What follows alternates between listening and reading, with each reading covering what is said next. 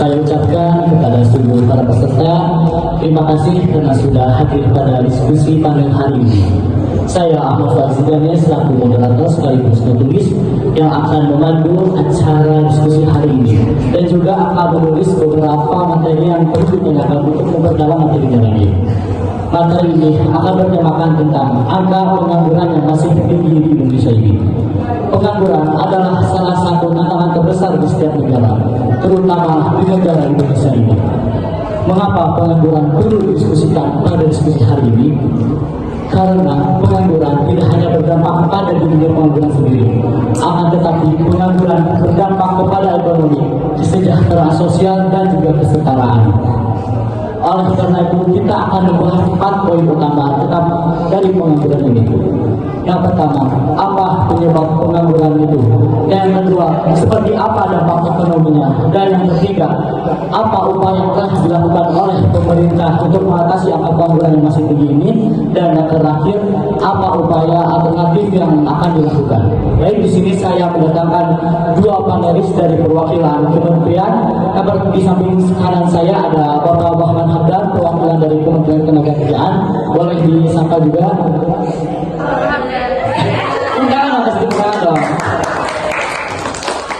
Di samping kiri saya ada Bapak Al-Faruq, perwakilan dari Kementerian Kebudayaan, Riset dan Teknologi. Boleh tekannya juga. Diskusi pada hari ini kita akan berdiskusi kurang lebih selama 30 menit. Dan di sesi nanti kita akan mengadakan sesi tanya jawab antara peserta dan juga panelis. Dan saya harap ketika para panelis sedang memaparkan materi, jangan ada yang berisik, jangan memulai keributan dan harus tenang. Oke, siap? Baik, ke materi pertama yang akan dijelaskan oleh panelis pertama. Kepada Bapak Hamdan, saya persilakan. Oke, tadi kita akan berbicara dengan angka pengangguran ya. Jadi pengangguran itu masalah yang komprehensif di Indonesia.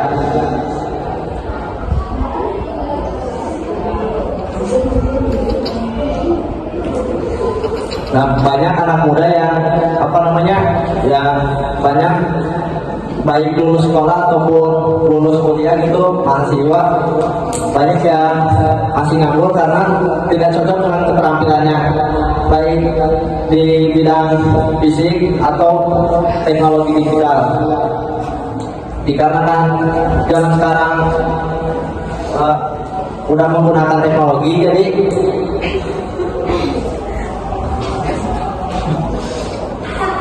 dikarenakan zaman sekarang sudah menggunakan teknologi, jadi kita harus pintar-pintar untuk menggunakan teknologi supaya kita bisa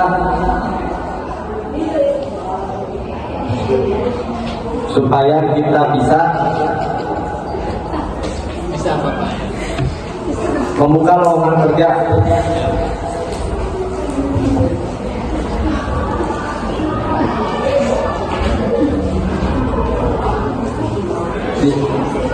Di sisi lain juga ada namanya tantangan-tantangan. Yang pertama, ketidakcocokan keterampilan. Ketidakcocokan keterampilan banyak lulusan-lulusan, banyak siswa-siswa atau mahasiswa yang setelah lulus tidak cocok dengan keterampilannya, jadinya tidak bisa masuk ke dunia kerja. Yang kedua, perubahan teknologi. Perubahan teknologi sekarang di pabrik-pabrik atau perusahaan-perusahaan sudah jarang yang menggunakan manualisasi. Jadi secara manual dikerjakan oleh diri sendiri. Sudah bekerja sama dengan pemerintah daerah untuk adanya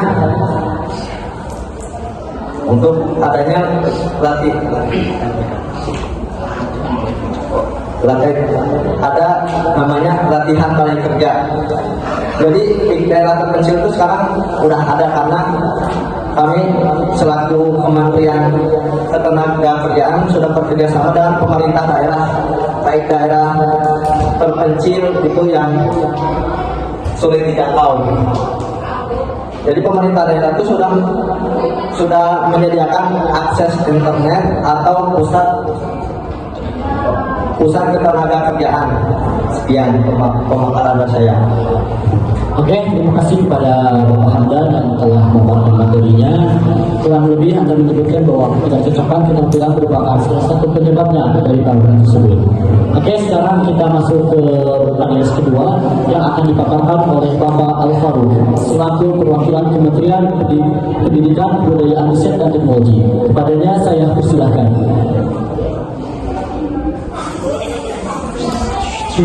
Oke, terima kasih Pak Moderator. Assalamualaikum warahmatullahi wabarakatuh.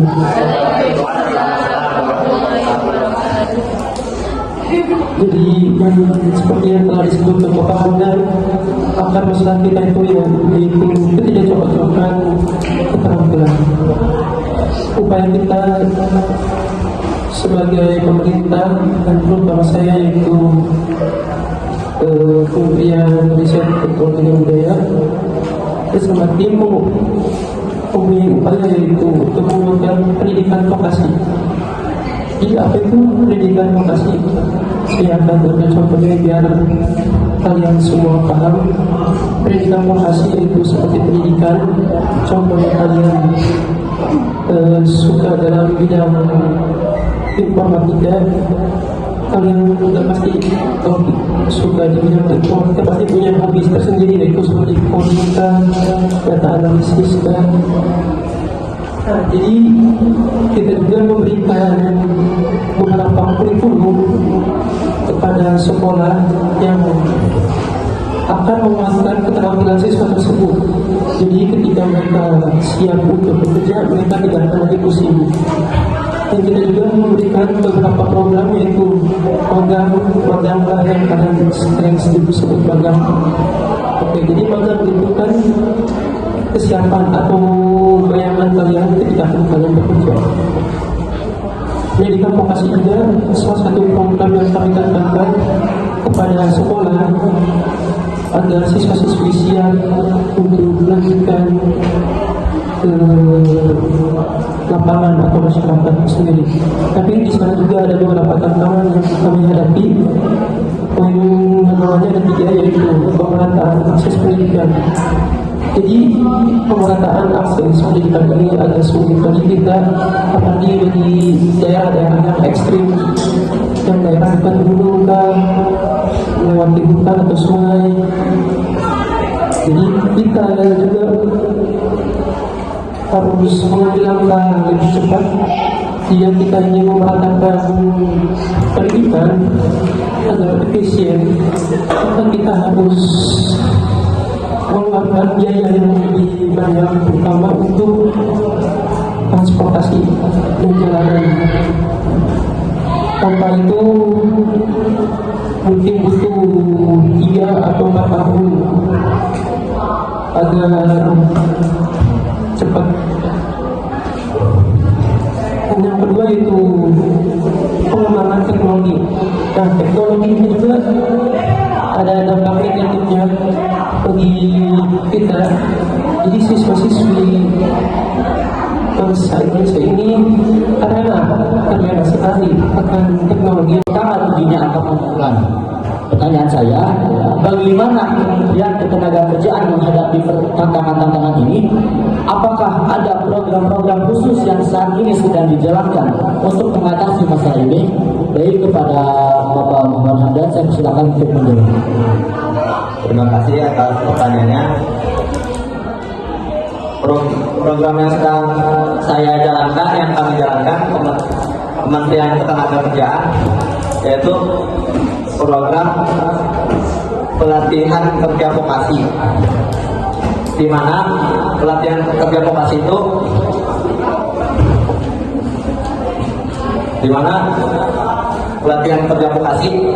banyak mahasiswa atau siswi yang sudah lulus, terutama anak muda yang ingin mengejar tren juana gitu. Kalau menurut TikTok ya, tren juana. Jadi sukses di usia muda. Itu karena kurangnya keterampilan di pabrik atau perusahaan. Sekarang menggunakan otomatisasi atau robot. Sudah jalan menggunakan tenaga gitu. Jadi kita itu untuk membuka lapangan kerja atau kita ingin kerja di perusahaan orang, kita harus pintar atau ya pintar kita lah memanfaatkan teknologi yang sudah disediakan. Baik konten kreator atau membuat game gitu, sekarang bisa untuk membuka lapangan kerja.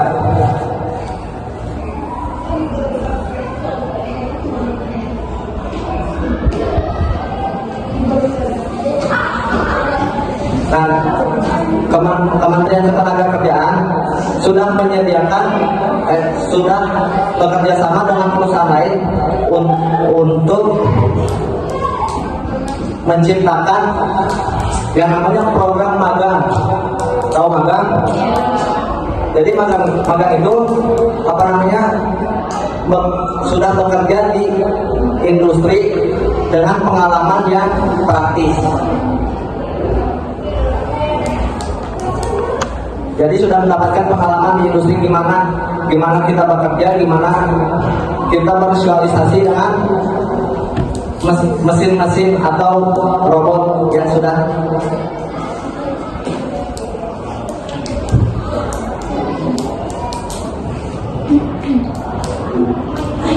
jadi kalau di zaman sekarang kita kurang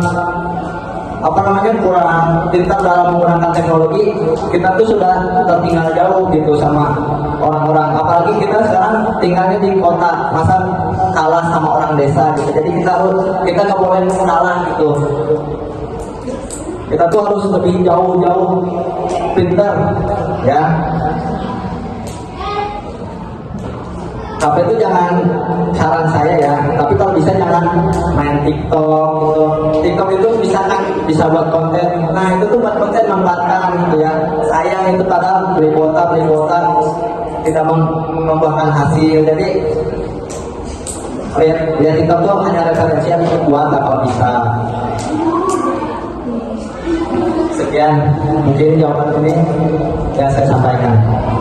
Oke, terima kasih kepada Bapak Hamdan yang telah menjawab pertanyaan dari saya. Selanjutnya pertanyaan kepada Bapak Al-Faruq. Tadi Anda juga menyebutkan bahwa perkembangan teknologi menjadi salah satu tantangan dalam pendidikan. Pertanyaannya, bagaimana Kementerian Pendidikan memastikan bahwa kurikulum yang diajarkan tetap relevan dengan kebutuhan dunia kerja di masa depan yang terus berubah? Mohon dijawab dulu. Oke, terima kasih Pak Moderator. Pertanyaan yang sangat bagus. Oke, jadi saya juga mempunyai program untuk mengatasi daerah terperinci. Apakah ada upaya khusus untuk meningkatkan akses mereka ke program ini? Baik, sebelumnya terima kasih kepada para peserta yang sudah mau bertanya, dan saya akan berikan pertanyaan tersebut kepada Bapak Hamdan. Silakan jawab pertanyaan. Terima kasih untuk yang bertanya. Ya, saya baca. Yang dimaksud kartu prakerja itu yang maksudnya yang bagi orang-orang yang menganggur atau yang belum punya pekerjaan. Itu berguna sekali untuk masyarakat Indonesia, dikarenakan banyak masyarakat Indonesia tinggalnya bukan di kota besar doang, jadi ada yang di kota terpencil yang kurangnya internet, kurangnya teknologi.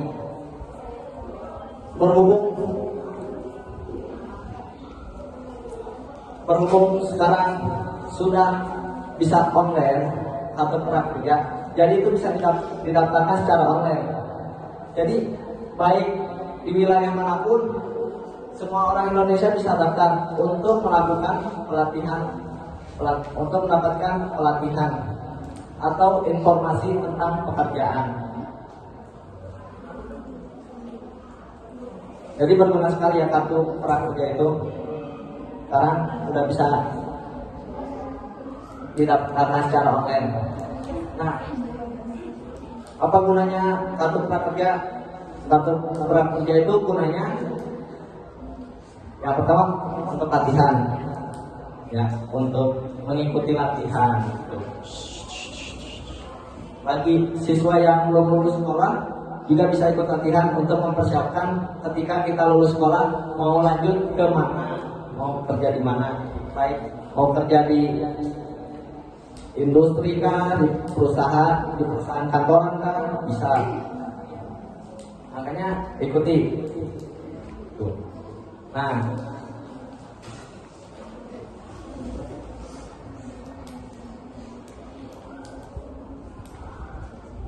kami juga sudah menyediakan bekerja sama dengan pemerintah daerah untuk adanya pelatihan kerja.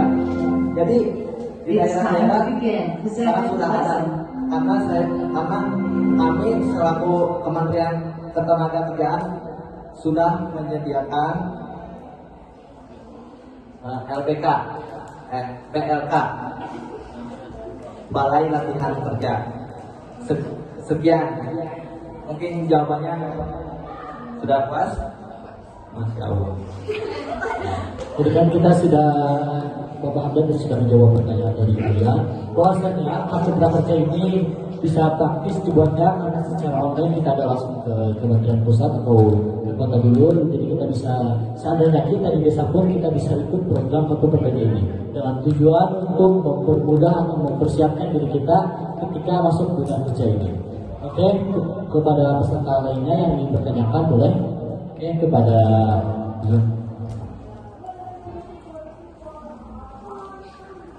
Assalamualaikum warahmatullahi wabarakatuh. Waalaikumsalam. Perkenalkan, nama saya Najwa Falila dari SMAN 1 Cinere Depok. Saya ingin menanyakan kepada Bapak Alvaru, bagaimana pemerintah mendorong literasi digital di kalangan pelajar, terutama di daerah yang akses terhadap teknologinya masih terbatas. Terima kasih.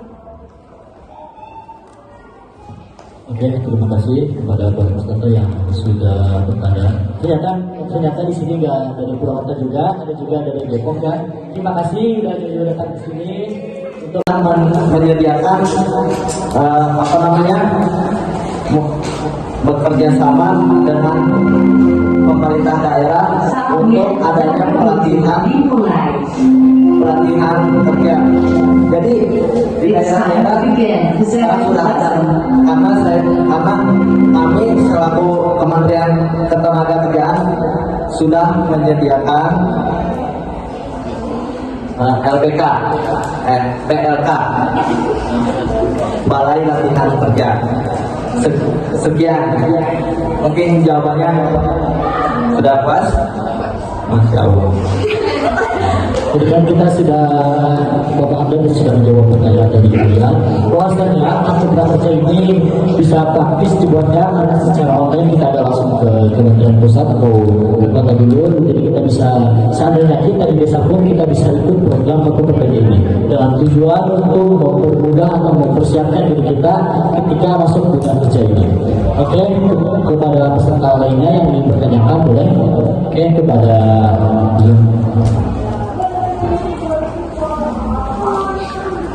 Assalamualaikum warahmatullahi wabarakatuh. Waalaikumsalam. Perkenalkan, nama saya Najwa Falila dari SMAN 1 Cinere Depok.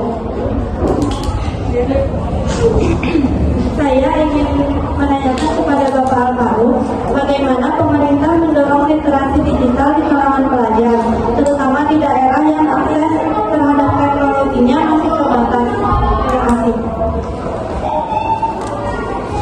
Oke, terima kasih kepada Bapak peserta yang sudah bertanya. Ternyata di sini nggak dari Purwakarta juga, ada juga dari Depok kan. Terima kasih sudah datang ke sini untuk mengikuti diskusi panel hari ini. Baik, kepada Bapak Farouk, saya persilakan untuk menjawab. Oke, terima kasih. Terima kasih juga pada penonton yang telah memberikan jawaban yang cukup bagus. Jadi kita juga melakukan pemerataan pendidikan dan fasilitas pendidikan. Jadi kepada yang daerah yang terkecil atau terpelosok, kami sediakan beberapa fasilitas yang yaitu seperti laptop, internet, dan handphone atau printer yang penting bagi pendidikan. Dan kami juga di sana juga melakukan beberapa proyek, yaitu seperti pembuatan jalan ke arah transportasi lebih mudah untuk pemerataan pendidikan. Jadi kami juga ingin melakukan terlebih dahulu yaitu pembuatan jalan. Setelahnya kami akan melakukan pemerataan pendidikan dan fasilitas juga. Nah, itu. Terima kasih. Oke, terima kasih kepada Bapak Al-Farouk yang sudah menjawab pertanyaan dari peserta. Bahwasannya Bapak Al-Farouk menyarankan bahwa akan memberikan laptop, internet sebagai fasilitas untuk mempermudah pendidikan juga. Nah, sekian dari Bapak Al-Farouk dan dari diskusi kali ini kita disimpulkan bahwa dari sudut pandang Kementerian Ketenagakerjaan bahwasannya pendidikan, vokasi dan pelatihan kerja adalah langkah utama untuk menurunkan angka pengangguran yang masih tinggi di Indonesia ini. Dan dari sudut pandang Bapak Pendidikan juga, kurikulum yang relevan dan juga literasi digitalisasi merupakan tahap awal untuk kita mempersiapkan diri terhadap dunia pekerjaan yang terus berubah serta ini. Baik, semoga diskusi hari ini dapat memberikan wawasan baru dan juga mempersiapkan kita untuk menghadapi dunia kerja di masa depan nanti. Saya Ahmad Faiz Zidane selaku moderator dan penulis juga ingin meminta maaf jika ada kesalahan kata atau pengucapannya juga. Sekian dari kami, sekian dari saya.